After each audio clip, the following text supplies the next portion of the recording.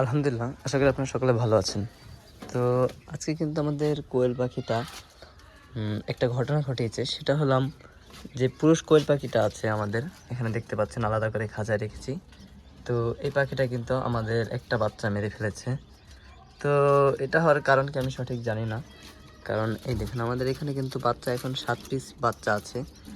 আর দেখাচ্ছি আপনাদের, দেখুন।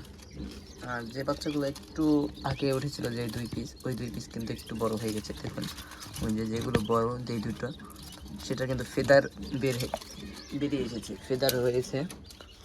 আর আমাদের এই কিং কোয়েলের মেল পাখিটা হঠাৎ করে অ্যাগ্রেসিভ হয়ে গেছে, যার কারণে ওই নিজের বাচ্চা কিন্তু নিজেই মেরে ফেলেছে। আমি এসে দেখি যে বাচ্চাটা ওই ঠোকরাচ্ছে বা মুখে নিয়ে আপনার এই দিক থেকে ওই দিকে ছুঁড়ে মারতেছে। তো পরবর্তীতে বাচ্চাটা মারা গেছে। এজন্য কিন্তু আমরা কিং কোয়েলটা আলাদা করে রেখেছি। আর যারা জানেন যে বিষয়টা, মেলটা কেন অ্যাগ্রেসিভ হলো, অবশ্যই কমেন্টে জানাবেন। আর যেখানে প্রথম বাচ্চা উঠেছিল আমাদের, যখন একদিন বয়স, তখনও কিন্তু আমাদের বাচ্চাকে একবার অ্যাটাক করেছিল, মেল পাখিটা একবার অ্যাটাক করেছিল, যার কারণে আমরা একদিন আলাদা করে রেখেছিলাম মেল পাখিটা। তো পরবর্তীতে দেখা যাচ্ছে কোনো সমস্যা আর হয়নি, যার কারণে আমি রেখে দিয়েছিলাম। তো পরবর্তীতে আজকে তার নমুনা পেলাম যে আমাদের একটা বাচ্চা কিন্তু মারা গেছে, দেখুন। তো এর জন্য কিন্তু মেল পাখিটা সরিয়ে দিয়েছি। আর যাদের, অবশ্যই চেষ্টা করবেন যে বাচ্চা ওঠার পরে মেল পাখিটা সরিয়ে দিতে। তো এতে কিন্তু ভালো হবে, আমি যেটুকু মনে করলাম। যে দেখা যাচ্ছে মেল পাখিটা মাঝে মাঝে অ্যাগ্রেসিভ হয়ে যায়, ওই ক্ষেত্রে আপনাদের পাখির কোনো সমস্যা আর হবে না।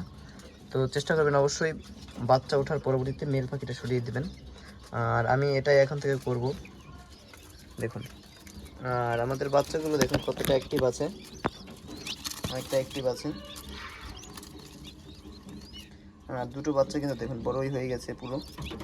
ওই দুইটা বাচ্চা কিন্তু অনেকটা বড় হয়ে গেছে, কারণ ওটা কিন্তু আরও একটু বয়সটা বেশি ওই দুইটার।